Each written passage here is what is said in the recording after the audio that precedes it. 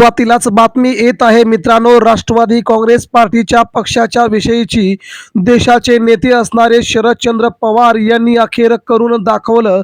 राष्ट्रवादीचं थेट विलिनीकरण तर या चार बड्या नेत्यांची थेट पक्षातून हकालपट्टी. आज झालेल्या रोहित पवार यांच्यासह पार्थ पवार यांच्या मीटिंगमध्ये शरद पवार यांनी केलं गुप्तगू. चर्चेत नेमकं काय घडलं तर महाराष्ट्राच्या राजकारणामध्ये ज्या प्रकारे गेल्या 8 दिवसांमध्ये घडामोडी घडल्या, राष्ट्रवादी पक्षाच्या संदर्भामध्ये बड्या नेत्यांनी ज्या प्रकारे राजकारण खेळलं गेलं त्याला अनुसरून शरद पवारांची प्रचंड नाराजी होती. त्यानंतर सुनेत्र पवार यांनी देखील प्रचंड नाराजी व्यक्त केली. राष्ट्रवादी काँग्रेस पार्टीच्या पहिल्या फळीतील नेत्यांनी यावरती कमेंट करण्यास जरी मनाई दिली असली तर देखील 9 तारखेनंतर मात्र महाराष्ट्राच्या राजकारणामध्ये सगळ्यात मोठा राजकीय भूकंप घडून आणला जाणार असल्याची धक्कादायक माहिती अखेर समोर आली आहे. शरद पवारांनी अखेर आपला अंतिम डाव टाकला आणि राष्ट्रवादीच्या विलिनीकरणाच्या अडथळ्यास असणाऱ्या नेत्यांना थेट राष्ट्रवादीतून बाहेर काढण्याचा घेतलाय निर्णय. अमोल मिटकरी हे जागल्या मिठाला फक्त जागणारे, खाल्ल्या मिठाला जागणारे आमदार म्हणून ओळखले जातात, कारण की त्यांनीच अजित पवार यांच्याविषयीच्या विमानाच्या अपघातांच्या विषयी वेगवेगळ्या शंका निर्माण केल्या. मात्र इतर राष्ट्रवादीचे आमदार नेते कुठे आहेत?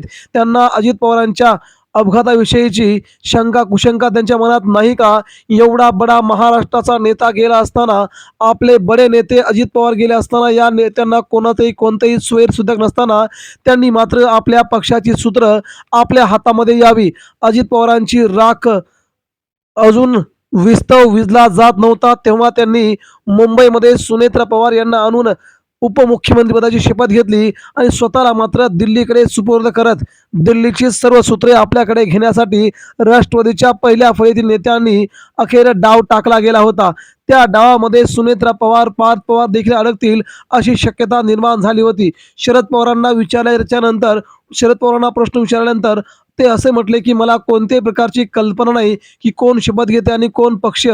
असं शरद पवारांचं मोठं वक्तव्य आल्याच्या नंतर या चार बड्या नेत्यांनी शरद पवारांना न विचारता राष्ट्रवादी काँग्रेस पार्टीची सर्व सूत्र आपल्या हातात यावी यासाठी मोठमोठे प्रयत्न करण्यास सुरुवात केली होती.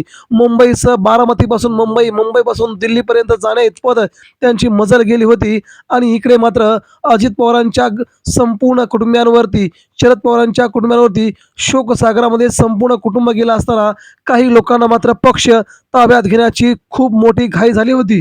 या सगळ्या घाईला अनुसरून महाराष्ट्रातले अजित पवारांवरती, शरद पवारांवरती प्रेम करणारे हजारो लाखो कार्यकर्ते मात्र अजूनही पक्षाचा विचार बाजूला करून या दोन कुटुंबांसाठी कसं हे दोन कुटुंब एकत्र राहतील, आगामी काळामध्ये अजितदादांच्या जाण्याने खूप मोठा धक्का बसलाय.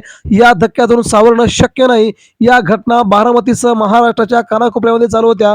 मात्र काही नेते या पक्षांना, दोन्ही नेत्यांना एकत्र येण्यापासून वंचित करत होते. त्यामध्ये प्रफुल्ल पटेल, सुनील तटकरे आणि धनंजय मुंडे या 3 बड्या नेत्यांची नावं आता पुढे येऊ लागली आहेत. या नेत्यांनीच राष्ट्रवादी काँग्रेस पार्टीचं विलिनीकरण होऊ नये यासाठी प्रयत्न केले होते आणि आजही हे नेते प्रयत्न करतायत.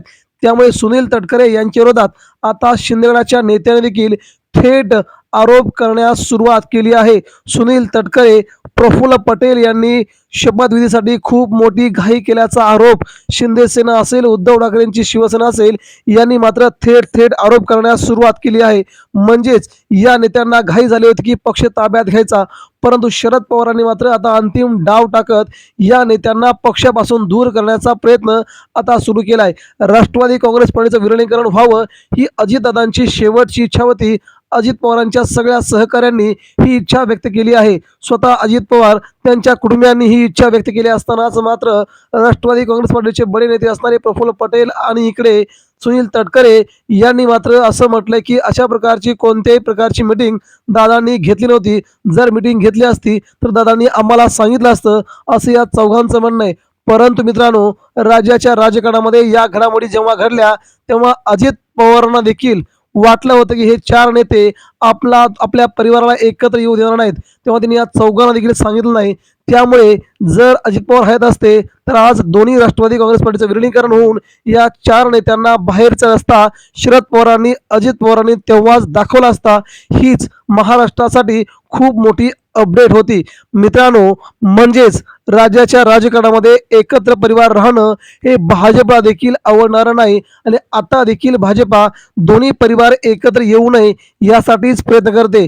प्रफुल्ल पटेल यांनी नुकतीच देशाचे पंतप्रधान नरेंद्र मोदी, अमित शहा यांची भेट घेत राष्ट्रवादीची सगळी माहिती त्यांना दिली. म्हणजेच आता आपण देशाचे सर्वोच्च नेते आहोत असं प्रफुल्ल पटेल आवेशात येऊन सांगतायत. परंतु आता मात्र सगळ्यात मोठी अपडेट मुंबईतून येते, ती म्हणजे राष्ट्रवादीचं विलिनीकरण होऊन महाराष्ट्राच्या राजकारणामध्ये शरद पवारांनी नवा डाव टाकला आणि तो डाव शरद पवारांनीच जिंकला आणि राष्ट्रवादी परिवारामध्येच अध्यक्षपद राहिलं. धन्यवाद.